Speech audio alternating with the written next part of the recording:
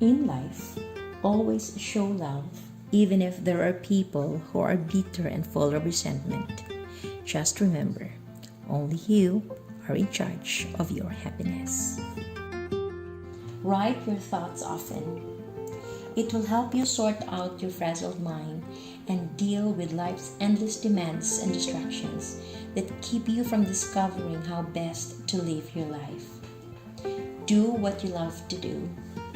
Do not forget to be a star that lights others. Be a star when people are sad, when people are confused, and when people are disappointed.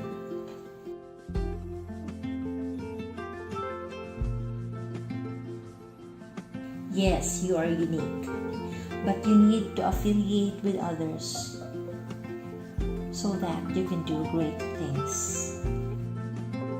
Do not underestimate the collective wisdom or the wisdom of the crowds.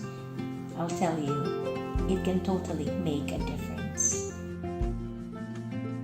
Always choose to be beautiful in your own simple way, because you're taught God, not the one that got away, but the one that God allows will always love you besides your imperfections.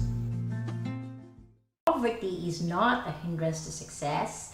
Well, my guest for today will definitely agree with me because he becomes a teacher and principal at a very young age. Welcome to the other side of me, Doctor Patrick Salinas. Hello everyone! Sumayang gabi, kanatong tanan. I feel honored and privileged that you are my very first guest for this very side of me, Sir Pat. Me too, sir. Gikal ba? Pero laban na jutaan eh. Okay. Sir Pat, I am, and will always be inspired of your life story. So, Sure. can you tell me, or can you give our audience a little synopsis about who you really are? Okay, so I am Mr. Patrick Salinas, or you can just call me Sir Pat or Pat, whichever is more comfortable to you. So I am the principal of the Senior High School of Southwestern University, and I am from Sibonga, Cebu, Philippines, near the Blessed, the Marian Monks, or the Blessed Mama Mary Shrine at Lindogon, Sibonga, Cebu. And I'm 29 years old. Compare the Patrick then and now. Okay, how will I compare myself? Okay, like 10 years, or shall I say 5 years ago, I was so thin, so young, so immature, and but full of dreams and aspirations. Yes. And now, if I'm going to compare myself sa una o karon, now I am more matured maybe in dealing my personal problems. Second, I'm still more determined to pursue my goals because I'm not yet done with my purpose in life.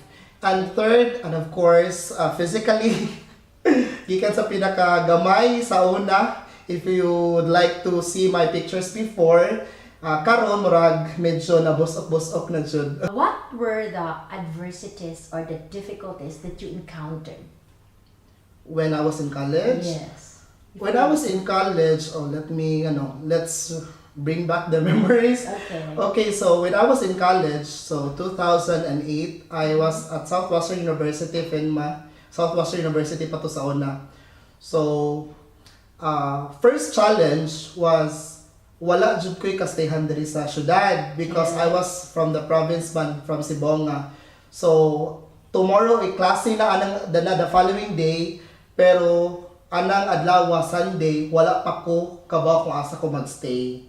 Oh, how brave you were. Oo, because wala jud ko'y idea, but I was actually a Don Matias scholar sa university. I became a working student sa usa sa ako ang teacher sa college na principal before SAD. So nahimo ko niyang working student at the same For time. how many years? 1.5 years. Really a struggle sa ka, very challenging ang mangita ka naka sa city nga mangita kag kapuy-an. For me, dili siya lisod mag-maintain siguro atong scholarship kay you really have to study raman and all. Because you are intelligent. Pero kato lang siya, murag ang very challenging man sa ako kanang wakay kastayhan, wakay kaon. What made you survive those adversities in your life?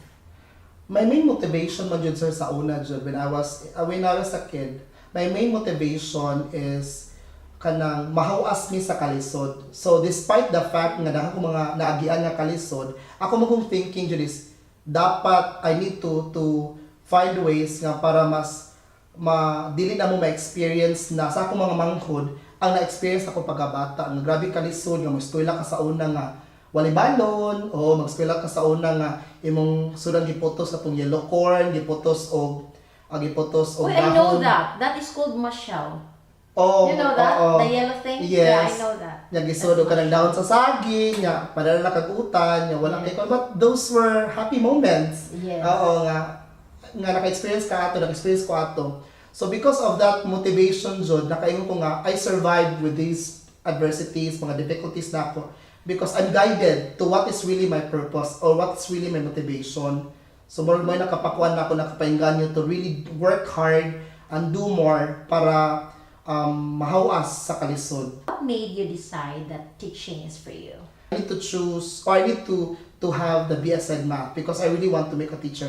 And that's actually my childhood dream, to be a teacher pagabata because we were inspired bang sa una nga mga teachers nato nga they're actually very nice and kind. So because of them also, I'm actually more hooked to having education as my course. But what can you say? You told me that your goal is for you to mahawa sa kalisod. But they say that when you become a teacher, you don't get rich. So what's your stand about it now? Yes, wala siguro siya madato sa teaching. I do agree that, but monetary reasons or financially wala siya madato sa teaching. But you're actually rich man sad with your heart. O sa mo kasi with all the praises, with all the you see that you made an impact or you have changed a life of a student na successful na sobrang kana sa chube na kapaingon nga dato sa degi hapon ko. What are the challenges of becoming? You've been the best teacher for there in Southwestern University for so long. Okay, what are the challenges that you encountered? Being a teacher really is for me that's actually the noblest job or the noblest profession. Yes, true. And it's really challenging to become a teacher or to teach students because first and foremost it's like having kids nga not really by blood but having kids of more than one. Now you really have to emulate and educate them the good values, the knowledge, skills, and attitudes sa mga bata, and you want them to become successful. So for me, one of the challenges is on how you can actually make an impact to their lives. What did you feel when you were offered as the new principal? It's not really an offering because I actually applied for it. Wow. I applied for it, and I still remember when the position was vacant. So I was not really convinced, but I was inspired by Ma'am Roslyn Fortunado to apply the position kaya it's available man, so she believes in me nga I really have the potential.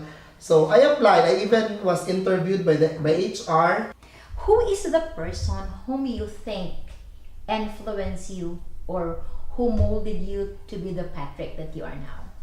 Well, the first person actually is Ma'am Roslyn Fortunado, Okay. our dean, I because think I know the answer.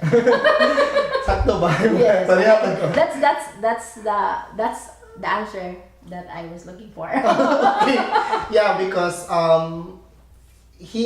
she is really a believer of my capabilities and my potentials. If there are 3 words that Mom Roslyn really helped you, what are these 3 words or the 3 words that you associate with Mom Roslyn in helping you to becoming the person that you are? 3. Number 1, she is a mother. A mother. So in what sense? above- She is a mother. Above everything else, no, she is really a mother who is a good listener and an advisor, mother, a friend, and lastly siguro kay unsa man kaya. And the third one is mura mo siya di-sum up na sa tanan good sir katuganihan Being no. a mom. Being a mom Oh. tanan, but maybe siguro maad tong a good advisor. What are your greatest fears? Do you have? Greatest fear siguro At first, wala dyan ko yung mahunaw na answer, no? But maybe if I pause for a moment, And then think ano about siguro, it. my greatest fear siguro is losing my family. Okay. Oo nga, for me, Manggo, they are the main reason why I really strived hard for this life. What is your opinion about money can't buy happiness? Do Money you believe?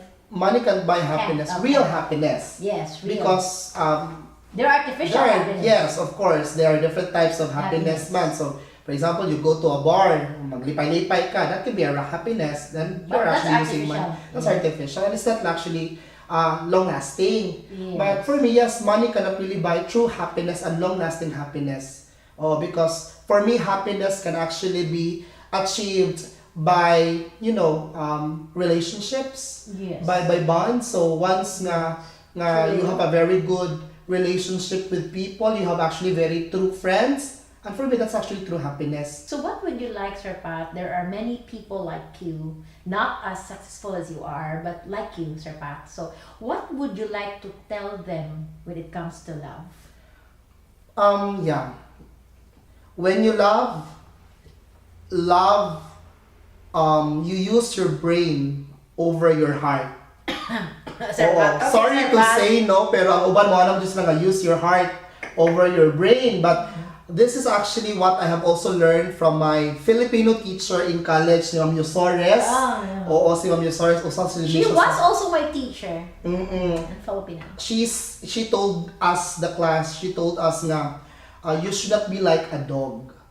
Because ang dog mo when the dog loves, or when they have felt this urge to to mate, the tendency is giuna nila ang ilahang heart over giuna nila ang ilang heart over their head.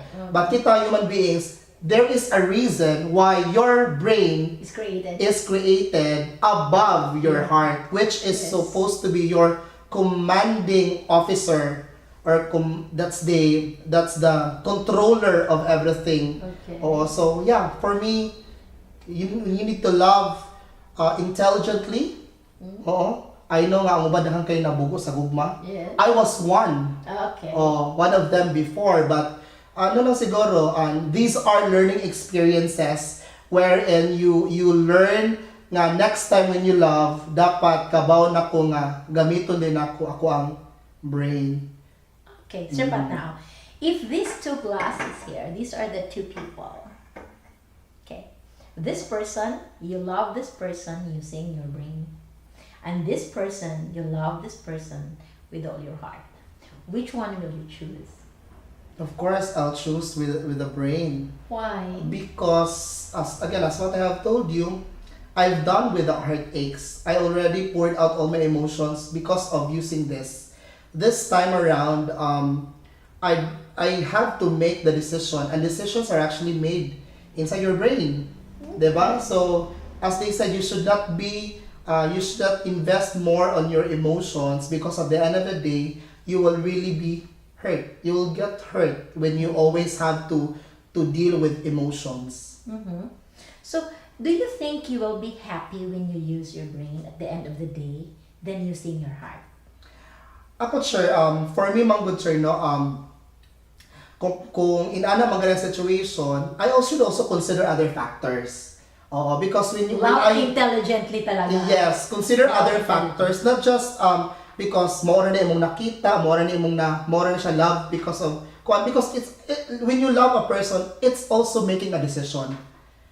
It's not just a matter of kanang I love you kanang wala ra because I love you with all my heart, but technically when you are in a relationship, you need to think if it's healthy, then go on. If it's not healthy, then stop.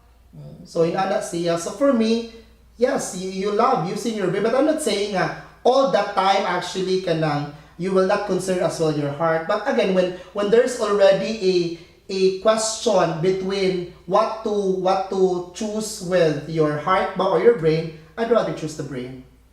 Love intelligently. Yes. And you will not get a heartache. According to Sir Pat. Okay, complete me. Let's do the complete me. So, Okay. but you can expound. Okay, Okay. The thing I can't live without is My family, can we consider them as a thing? Yes. Okay. Okay. I am at my best when?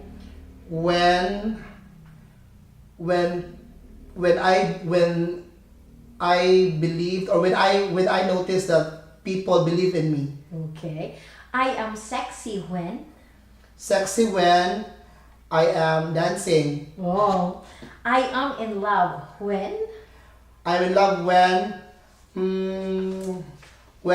I feel the world is, stop turning. Oh, wonderful answer. Okay. Now, Sir Pat, with all the conversations, when you walk down memory lane, Sir Pat, do you think you have lived your purpose?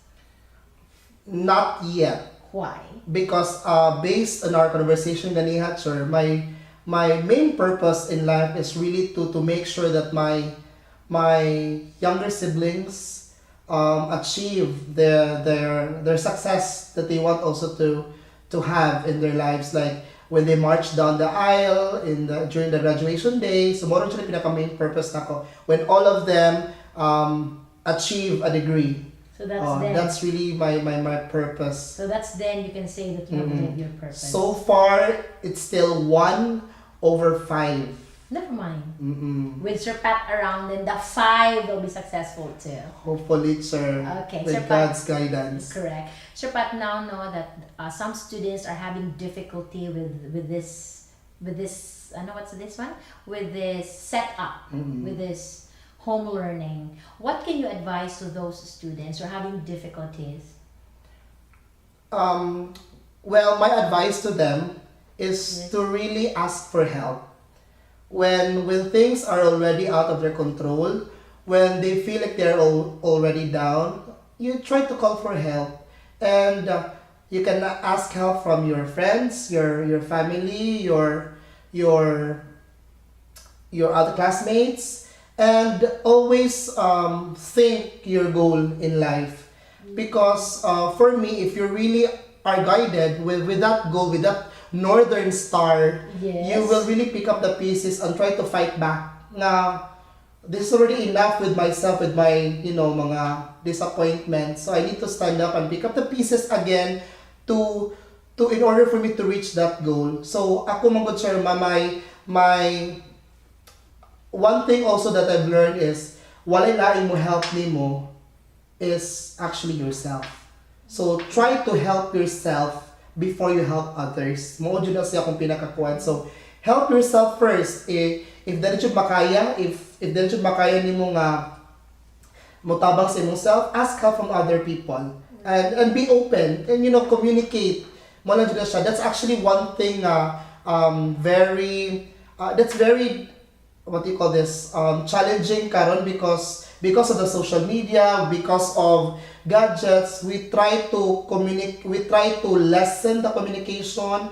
Wala na lang gitawag nato og kanang family bonding, kanang mga magtabi, anything under the sun, because we're very much preoccupied with our gadgets. So kana siya, help yourself, ask help from others, and believe that you can actually do it. There's your goal, you have a goal, and you work around that goal so that you can actually reach that star that you've been dreaming of. Whoa. Candidate number 2. Thank you. Okay, Sir Pat, this one, there is no such thing as permanent. No, only change is permanent. Yes. So, when it's time for you to go, how do you like Southwestern or senior high, to be specific, to remember you? I'm a person with goal. Okay. I would like them to remember me as a person who was able to start the department to bloom like a flower, diba? Because I have really started the department, and I could really see the changes that we had, because of course I have a very good team. I have a very good pool of teachers. Yes. Oo. So kana lang siya, teacher. I wanna remember me as somebody who was the starter, or who have started the department. Or the spark. How do you do that? How do you call that? The car spark. Spark I don't know, plug. something. Spark plug? Oh, something that Oo. starts because the car will not run without it. Yeah, I agree. Yeah. So this one's your part. I am a teacher because. I am a teacher because I love my students. Wow, thank you so much. But before I would like to end this one, Sir Pat, will you have a word to everybody? Okay, yeah, thank you so much for having me here today, Chair It's a Marge. pleasure. I'm really honored. I'm happy. I'm more honored. Okay, also with my students or to all the people out there, ano lang siguro, continue to strive harder and believe that you can actually do it. Have that goal in mind and in your heart, because when you have that goal in your mind and in your heart, you will not actually lose the track, or you will not actually be on the wrong path. So continue to strive harder and believe that you can actually do it. And always remember this: poverty is not a hindrance to success. Look at the living proof to that. Thank you, Chair Marge. A round of applause to Doctor Patrick Salinas. Bye-bye, guys, and see you for the next episode of The Other Side of Me. Bye! Bye, everybody! Special thanks to the following: